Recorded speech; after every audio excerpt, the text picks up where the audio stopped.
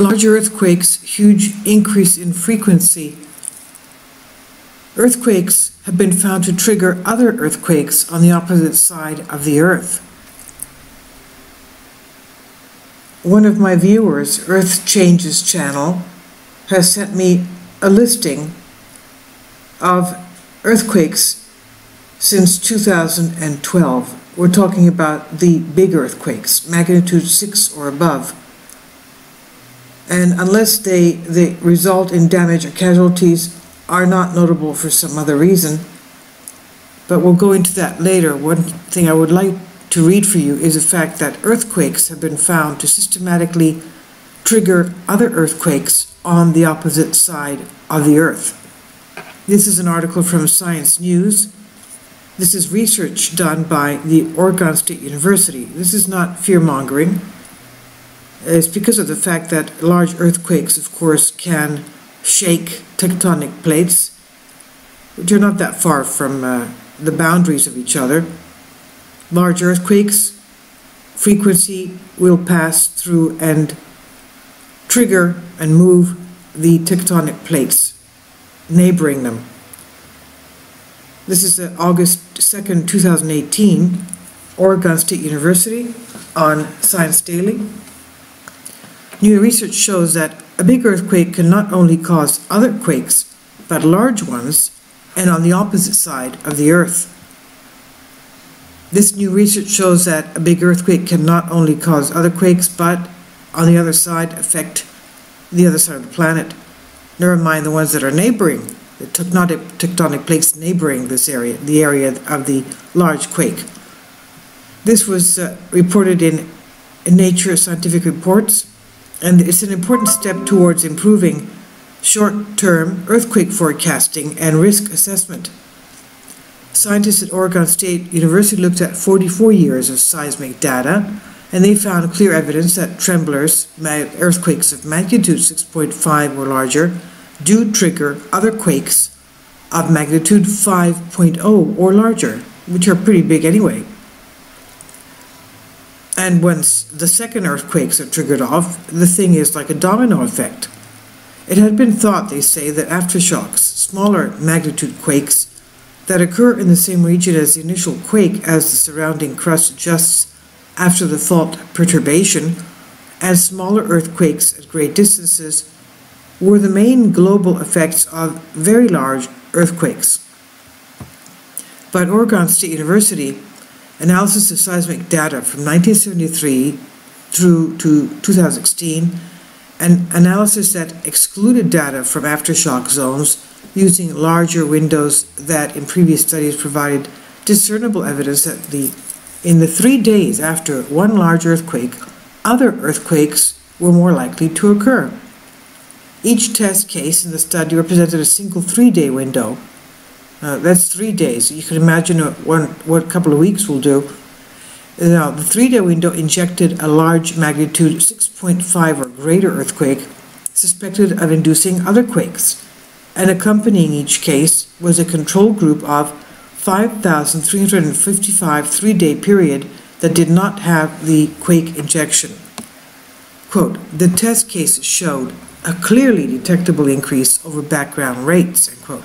This was the study's correspondent author, Robert O'Malley. A researcher at the OSU College of Agricultural Sciences says, quote, earthquakes are part of a cycle of tectonic stress buildup and release. As fault zones near the end of this seismic cycle, tipping point may be reached and triggering can occur, end quote. So the higher, he says, the higher the magnitude, the more likely a quake is to trigger another quake. Well, that's logical. Higher magnitude quakes, which have been happening with more frequency in recent years, also seem to be triggering more often than lower magnitude ones. So, in other words, let me say that again. This is the crux of the matter. The higher the magnitude, the more likely a quake is to trigger another quake. Higher magnitude quakes, which have been happening with more frequency in recent years, also seem to be triggering more often than lower magnitude quakes. So he's talking about bigger quakes happening more often. A trembler earthquake is most likely to induce another quake within 30 degrees of the original quake's antipode, the point directly opposite it on the other side of the globe. Quote, the understanding of the mechanics of how one earthquake could initiate another while being widely separated in distance and time is still largely speculative, O'Malley said. But irrespective of the specific mechanics involved, evidence shows that triggering does take place, followed by a period of quiescence and recharging. Earthquake magnitude is measured on a logarithmic 1 to 10 scale. Each whole number represents a 10-fold increase in measured amplitude and a 31-fold increase in released energy. The largest recorded earthquake was in 1960 trembler in Chile that measured 9.5. The 2011 quake that ravaged the Fukushima nuclear power plant in Japan measured 9.0. In 1700, an approximate magnitude 9.0 earthquake hit the Cascadia subduction zone, a fault that stretches along the west coast of North America from British Columbia to California. Collaborating with O'Malley were Michael Barenfeld of the College of Agricultural Sciences, Debashis Mondal of the College of Science, and Chris Goldfinger of the College of Earth, Ocean, and Atmospheric Sciences. Source is this material is provided by Oregon State University. Original written by Stephen Lundberg, and this is on Science Daily. I'll leave a link below for you for this. And now I'd like to go into the timeline of earthquakes. And we're not talking here about the tsunamis that they could have caused, but other damages, but this is earthquakes, often subsequent landslides and tsunamis, the ability to cause widespread, of course, damage to the cities around them. Now, I'm not going to go into, I'll leave a link, you can go back to the 30 years past, but you can see that it is definitely like a domino effect, and they're happening more frequently with higher magnitude. But let me start quickly as a brief. Nepal, August 20th, 1988. It was a magnitude 6.8 quake hitting eastern Nepal. Philippines, July 16, 1990. 2 years later, magnitude 7.7 quake in the Philippines. India, a year later, October 19th, 1991, 6.6 magnitude hit the Himalayas. India, 1993, September 29th, 6.3 quake. Japan, 1995.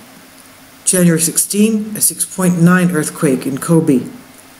Papua New Guinea, July 17, 1998, magnitude 7.1 hit at depth of 25 kilometers, Papua New Guinea. Turkey, 1999, August 17, magnitude 7.6 earthquake struck Turkey. And August 17th and September 7th, a 7.0 struck Athens, Greece, and I was here at that time. It was terrible. So you can see that it obviously it's a type of an earthquake. It's a shear strike earthquake, that Anatolia fault, and it's just terrible. It goes a long distance, and it really does give big aftershocks for a long period of time. These are the main quakes that we're talking about here. Even the aftershocks were very big. Okay, these are the main quakes. After the Turkey 1999, we have Taiwan in 1999, September 20th. You see, it's like 30 degrees away. Taiwan, about a month later, magnitude 7.7. And then you have January 26, 2001, massive 7.7 earthquake in India. Afghanistan, 6.1 in March 22nd, 2002. Iran, 2003 in December, a 6.7 quake. Indonesia, 2004, we all know that one. That was December 26th. Okay, where's the, okay, that was big anyway, but they don't have the magnitude here. Anyway, Pakistan, October 8, 2005, 7.6 quake. Indonesia, powerful quake, it doesn't say. The magnitude, okay, Solomon Islands, 8.1 in 2007. China, 2008, 8.0. Samoa, 8.1, 2009. Indonesia, 2009, 7.5. Haiti, 7.0 in 2010. China, 2010, 6.9. After that, New Zealand, 2011 is 6.3. 2011 again in Japan. It was a 9.0, as we know. That was the Fukushima aftermath that happened there. And again in Turkey, 7.2 in 2011. 2012, August, the twin earthquakes measuring 6.3 and 6.4 in Iran. 2013 in Pakistan, 8.3 magnitude. China, 6.2, 2014. Nepal, 7.8 in April 25th, 2015. In Italy, 2016, magnitude 6.2. Indonesia, December 7th, 2016, 6.4. Mexico, September 7th, 2017, 8.1. 2017 again in Mexico, September 19th, 7.1. And now we're going to go to the Earth Changes channel. Let's go to after the 2017 period. Let me go down to his comment. I'll leave his comment there for you. 2014. He's got a lot more earthquakes here than what I just read for you. Let me start from 2016. His list of earthquakes, 2016, only earthquakes of magnitude 6 or above, we say included, unless they result in damage, casualties. Okay, we did that already. Maximum intensities are indicated on the Mercalli intensity scale and are sourced from the United States Geological Survey shake map data. Major events took place in Ecuador, Italy, Taiwan, Indonesia, New Zealand this year, while the strongest tremor was observed Papua New Guinea. For the first time since 2008, no quake had magnitude 8 or higher. So we had 7.9 Papua New Guinea, and Ecuador 7.8, number of magnitude 9.0, 6.0 to 6.9 were 127 quakes, 5.0 to 5.9 were 1,507 quakes, magnitudes 4.0 to 4.9 were 12,771 quakes. Now this is a list of earthquakes 2017, as we said, magnitude 6 or above or higher are included. Let me go down to the details. The strongest magnitude was 8.2 Mexico, 7.3 in Iran. Number by magnitude, let's go to 8.0 to 8.9 was 1, 7.0 to 7.9 was 6, 6.0 to 6.9 was 106, 5.0 to 5.9 was 1,451, 4.0 to 4.9 was 11,296. Amazing. And then we go down to the year 2000, last year, 2018. 8.0 magnitude in Fiji, 7.5 magnitude Indonesia. Number of quakes from 8.0 to 8.9 was 1. Number of quakes from 7.0 to 7.9 was 16. Number of quakes from 6.0 to 6.9 was 117. Number of quakes from 5.0 to 5.9 was 1,668. And number of quakes from 4.0 to 4.9 was 12,209. So the fatalities were quite long. He has listed the fatalities by year. And obviously the conclusion is that that's about 5,000% increase of earthquakes since 2012. 1,558 quakes. In 2018, 4,011 percentage. And okay, I'll leave a link below for you for that comment. Thank you very much, Earth Changes, for your wonderful help and your work on this. And I'll leave you a link. I'll leave a link for those of you who want to see his channel It's a small channel, but so please go and support him. He's got very nice videos included in there. Thank you very much again for Earth Changes channel. And I'll leave a link below for you on the University of Oregon earthquakes that systematically trigger other earthquakes on the opposite side of the Earth. And we're talking about the main earthquakes. We're not talking about the strong aftershocks or any tsunamis that take place after that, or landslides. And so that's what happens. We have seen an increase, and as the experts, the geologists here from Oregon State University claim, we have an increase in the large magnitude quakes and an increase in the frequency of them, and they trigger more large magnitude quakes.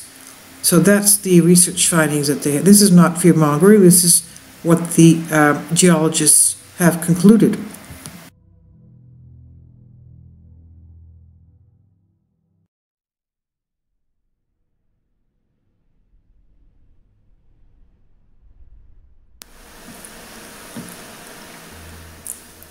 If you'd like to join me on my Patreon account, you will hear content not covered by mainstream media. These riveting stories will be based on my research, and I will state my opinions and give my personal insight on diverse and controversial subjects and world events not covered by mainstream media, and not supported by YouTube guidelines. So whatever I have on my Patreon, most of those will not be on my YouTube channel. Please consider becoming a member today. More of the most significant and important videos will be on my Patreon channel. Your support helps me to continue my research and keeps this YouTube channel alive. And we depend on your support, your generous charity, because we help economically challenged families here in Athens, Greece, in Kapota, and we also help the young generation with university tuition and the community around our church. Thank you.